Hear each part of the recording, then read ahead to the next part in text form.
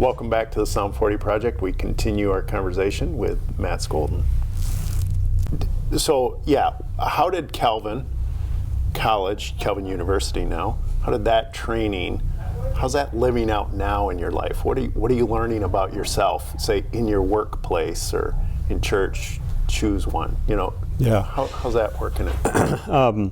I thought Calvin did a really good job of preparing students to be future learners. Future learners, yeah. And the challenges that the engineering professors, not only professionally said we would run into, but also we would be expected to lead in the church. Okay.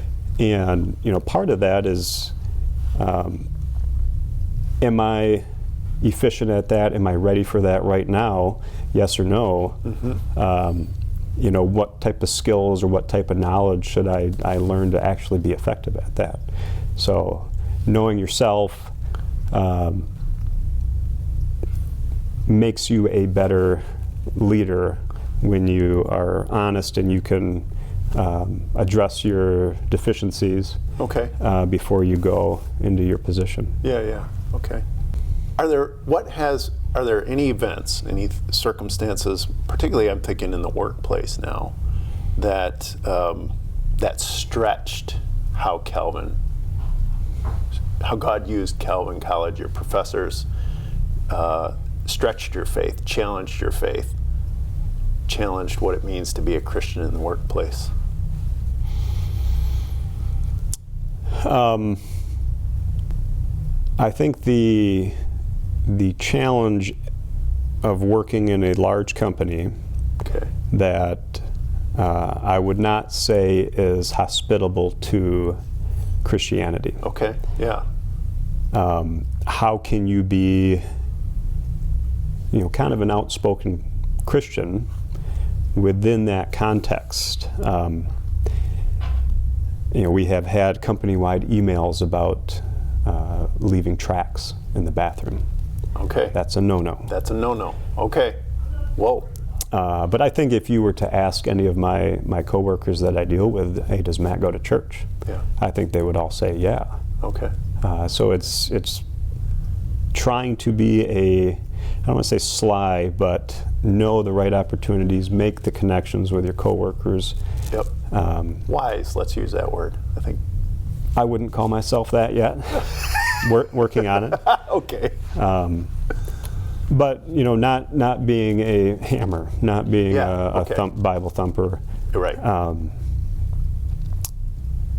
Yeah. So, having had that sort of love and support that helped shape your faith, and being a father now, what are your hopes for how church, school, home will be influential in the lives of your children in their faith formation? What are your hopes? So I'll start with my thanks. Almost everything we do, God is present. Whether it's praying before a child's football game, coming to scouts on Wednesdays, it's at church. Yeah. The Christian school system is fantastic.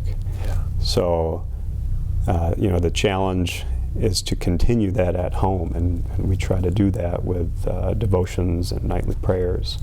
Yeah.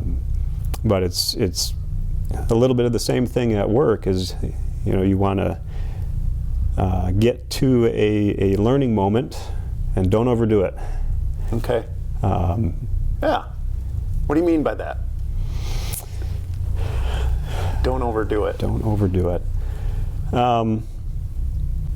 I guess my experience as a kid growing up, I felt the gentle nudges more than this is an absolute moment. You need to turn, you need to repent, or there's, wow, there's God. Right. So it's the gentle nudges of, hey, that was cool. Isn't that God gave us snow this morning? To me, that speaks of just leaving space for the Spirit to be at work in another person. And yeah, see, that's wisdom. You have it. You have it. All right, so in a little while here, you and I are going to be headed to a council meeting. So what's that been like for your faith journey, being on council? So this is my second term on council, and as I mentioned, there has always been a person that I can point to that is wiser, has just been a great role model, and that is the thing that has always amazed me. Every single new group in council, there's really some incredible people in this church that have incredible stories, and leaning on those people and asking them, talking with them, that has been wonderful. But knowing yourself again, you learn a little bit, and you learn that you don't know as much as you thought. So the more you know you don't know. That's well said.